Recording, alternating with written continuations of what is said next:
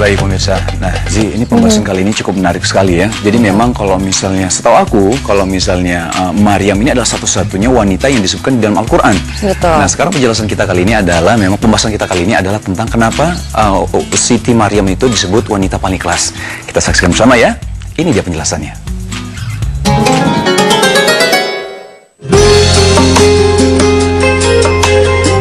Wanita paling ikhlas dalam Islam. Pemirsa, kata ikhlas kerap kita ucapkan ketika mendapat ujian hidup dari Allah Subhanahu wa Ta'ala. Ikhlas adalah meniatkan ibadah demi mengharap keridhaan Allah semata dan tidak menyekutukan Allah dalam ibadah tersebut. Maryam binti Imran bertempat di serambi Baitul Maqdis, bayi perempuan cantik itu dilahirkan. Kemudian oleh ibunya diberi nama Siti Maryam, yang berarti wanita ahli ibadah. Hal ini sebagaimana Allah berfirman yang artinya, maka tatkala istri Imran melahirkan anaknya, dia pun berkata, "Ya Tuhanku, sesungguhnya aku melahirkan seorang anak perempuan, dan Allah lebih mengetahui apa yang dilahirkannya itu. Dan anak laki-laki tidaklah seperti anak perempuan. Sesungguhnya aku telah menamai dia Maryam, dan aku mohon perlindungan untuknya serta anak-anak keturunannya kepada engkau daripada setan yang terkutuk." Quran Surah Ali Imran ayat 36. Kemudian Siti Maryam diberikan kepada pamannya, yaitu Nabi Zakaria alaihissalam. Hari-harinya dihabiskan dengan beribadah dan berzikir mengagungkan kekuasaan Allah Subhanahu wa Ta'ala. Namun keanehan pun terjadi. Setiap kali pamannya menghantar makanan, namun di bilik Siti Maryam telah tersedia makanan dengan aneka buah-buahan yang ada. Allah berfirman yang artinya, maka Tuhannya menerimanya sebagai nazar dengan penerimaan yang baik dan mendidiknya dengan pendidikan yang baik, dan Allah menjadikan Zakaria pengasuhnya. Setiap Zakaria masuk untuk menemui Maryam di mihrab, ia dapati makanan di sisinya. Zakaria berkata, "Wahai Maryam, dari mana kamu memperoleh makanan ini?" Maryam menjawab, "Makanan itu dari sisi Allah. Sesungguhnya Allah memberi rezeki kepada siapa yang dikehendakinya tanpa hisab." Quran Surah Ali Imran ayat 37. Dan ketika beliau beranjak dewasa, Siti Maryam pulang ke kampungnya di Nazaret.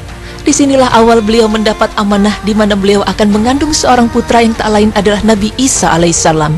Fenomena langka ini tentu membuat Siti Maryam terkejut, terlebih dengan penampakan malaikat Jibril yang menghampirinya. Maka Allah Subhanahu wa Ta'ala menunjukkan kebesaran dengan meniupkan roh melalui malaikat Jibril ke dalam rahim Maryam.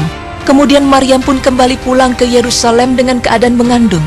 Dan disinilah awal keimanan dan ketakwaan Siti Maryam diuji dengan beragam fitnah yang menghujani dirinya.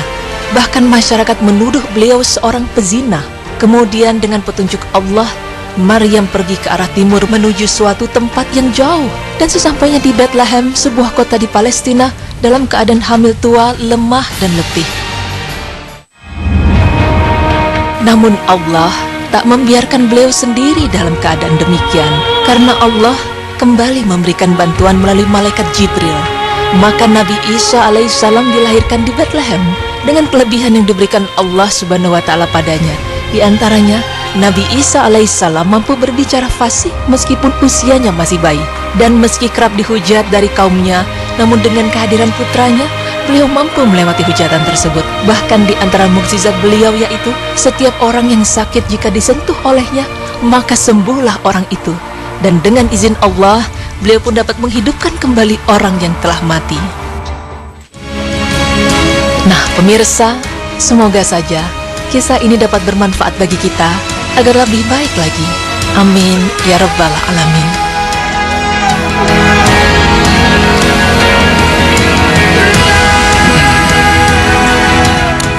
Masya Allah, mudah-mudahan informasi barusan bisa menjadi contoh untuk kita, terutama wanita, karena beliau adalah orang yang benar-benar mulia, ikhlas dan sabar banget jadi wanita ya. Iya benar sekali Zi. Memang tadi kalau untuk kita melakukan sesuatu dengan ikhlas itu memang sangat berat sekali ya.